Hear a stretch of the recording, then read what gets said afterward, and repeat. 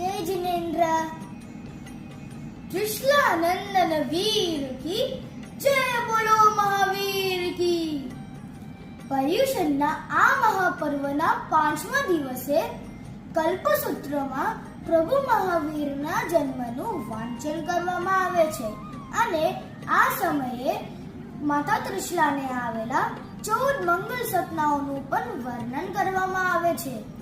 આ સપનાઓ છે હાથી, રેશમ, સિંહ, લક્ષ્મી માતા, 2 પુષ્પની માળા, ચંદ્ર, સૂર્ય, ધજા, કળશ, પદ્મ સરોવર, ક્ષીર સમુદ્ર, રત્ન રાશિ, દેવ વિમાન અને અગ્નિ.